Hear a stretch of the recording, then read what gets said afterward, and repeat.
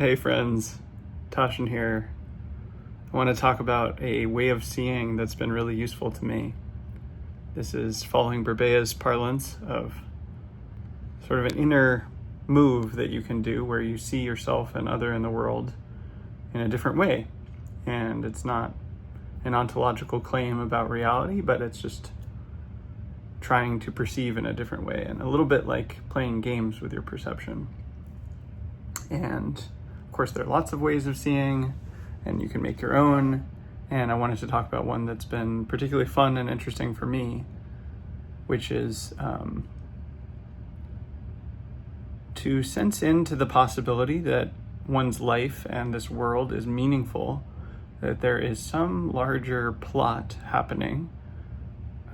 Again, that may or may not be true sort of objectively, but you put on that lens. And then from there, you imagine that your life is a little bit like a video game where in some video games, especially like open world games, if there's like a side quest to go on or a quest to go on, certain characters or objects or places will have some sort of sheen around them, or like sparkles, where it's like, you should go here and interesting things over here. I've played a lot of games like this. I love them. Like Fable, I remember one of my favorite video games had this, if I recall correctly. And it was kind of nice because there was like a main plot, but you could go on side quests and you could talk to different characters about different things. And I think they're actually coming out with a new Fable game soon, which I might be tempted to play if I get the chance because the original was so good. But anyway, you can do this in your own life through this ways of seeing apparatus where you imagine that your life is meaningful and there's some kind of plot line, maybe a main plot line, maybe side plots, side quests. And so say you're in a crowd, you can kind of turn on this way of seeing and be like, who do I feel drawn towards? Who do I resonate with? Who are my eyes catching on? Where do I feel called to go? You can do this in public, you can do this at a party, you can do this in a group conversation, you can do just walking around the world, wherever. And funnily enough, when I try this, at least, there's often some sort of like answer or clear sense of like, oh, I'm drawn to talk to this person, or there might be something interesting over here at this place, or I'd like to try to do that. And of course, you don't literally start seeing sparkles, but when you feel into this with this way of seeing, it's almost as if your intuition jumps up and says, hey, I'd like to go in this direction, and interesting things happen. And then, yeah, when you act on these intuitions, on these sort of video game sparkles, this way of seeing, then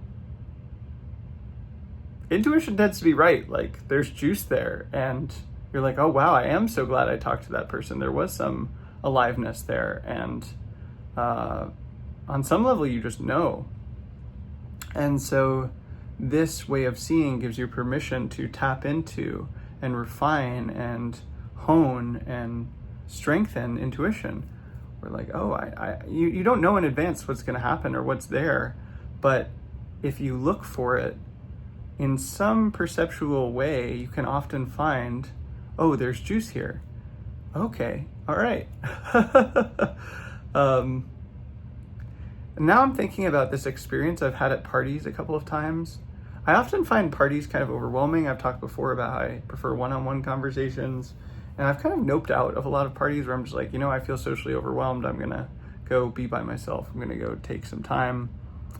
And I remember at least 2 parties in the last year going to them and like having this sense like, oh, I think I'm supposed to be here. I think I'm supposed to go to this party. And then when I get there, at first it's just like very slow. And if I turn on this way of seeing, I'm like, I don't really think there's anyone here yet that I'm supposed to talk to or anything I'm supposed to do.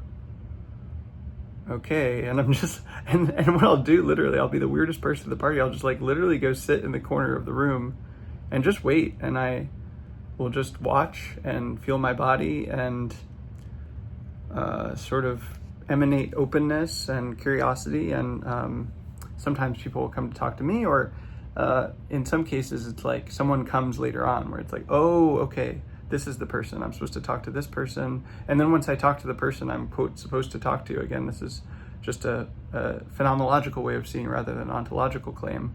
It's about what it appears to be, or the inner perception, rather than a fact or truth claim about reality as such. But when I sort of advance the plot, as it were, then everything moves, and there's much more aliveness and vibrancy, and everything moves. And what at first was sort of slow or dead, or like, I'm not sure why I'm supposed to be here, I have the sense I'm supposed to, but what is it? Once that first step is taken, then everything moves and causal chains unfold. I don't know if that story makes sense. Yeah, I could get into specifics, but I think it would be a little bit too personal or vulnerable, or talking about other people who may not want to be discussed. I don't know. But anyway, this way of seeing is real good. It's really good. It's one of my favorite things to do at parties or in crowds or just walking around the world. And if I feel called to talk to someone or to go to a certain place or to do a certain thing, then I just do. And then good things happen, and they're not the things that I expected or that I would have seen coming, but the intuition just kind of knows on some level. And this way of seeing allows me to tap into that and strengthen that intuition. So it works well for me. If you've done anything like this, I would love to hear about it. If you give it a try, and I'd love to hear about that, feel free to put any of your experiences in the comments. And in the meantime, sending you love.